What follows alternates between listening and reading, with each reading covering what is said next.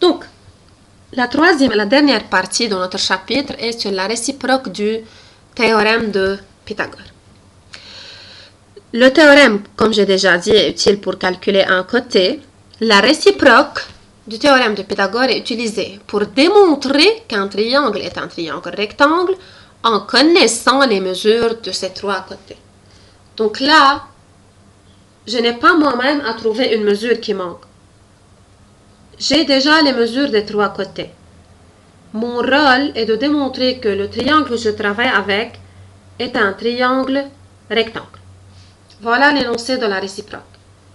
Si un triangle est tel que le carré du plus grand côté est égal ou est la somme des carrés de deux autres côtés, alors ce triangle est un triangle rectangle. Pourquoi le côté le plus grand ou le plus long? Car dans un triangle rectangle, le côté ou ce côté qui est plus long est l'hypoténuse. C'est-à-dire, voilà un exemple avec des lettres.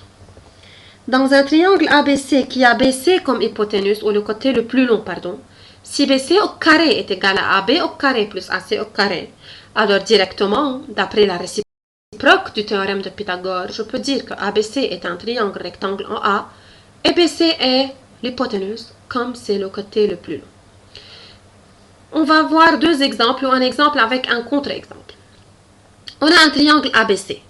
AB égale 4 cm, AC égale 3 cm et BC égale 5 cm. Le triangle ABC est-il rectangle? Je n'ai pas une figure, je n'ai rien. Tout ce que j'ai sont les trois mesures de ses côtés. Donc, la seule possibilité ou la seule procédure est d'utiliser la réciproque du théorème de Pythagore, c'est-à-dire vérifier la somme. C'est clair que BC est le côté le plus long, c'est-à-dire si ABC est un triangle rectangle, il va avoir BC comme hypoténuse. Donc BC au carré est égal à 5 au carré est égal à 25. Voyons la somme des deux autres côtés. AB au carré plus AC au carré, 4 au carré plus 3 au carré égale à 16, plus 9 égale à 25. Donc BC au carré vraiment est égal à AB au carré plus AC au carré. Donc d'après la réciproque du théorème de Pythagore, le triangle ABC est un triangle rectangle en A.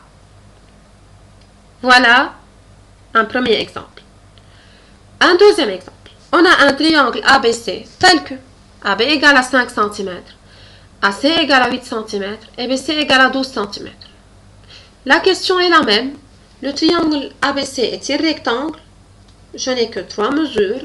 Donc, la seule procédure à prendre est d'utiliser la réciproque et vérifier si la somme est présente ou non. Je calcule le côté le plus long, ou le carré du côté le plus long qui est BC de même là. 12 au carré égale 144. Voyons la somme des deux autres côtés. La somme des carrés des deux autres côtés. AB au carré plus AC au carré égale 5 au carré plus 8 au carré. Donc, c'est 25 plus 64 égale à 89. Or, 89 est différent de 144. Donc, BC au carré est différent de AB au carré plus AC au carré.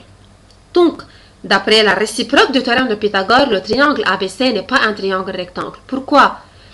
Car cette égalité n'est pas vérifiée. Voilà votre chapitre. J'espère que vous étudiez bien les trois vidéos. Vous avez déjà votre PowerPoint pour avoir toujours avec vous votre cours. Étudiez bien pour être prêt pour les exercices et pour pouvoir poser vos questions. Merci.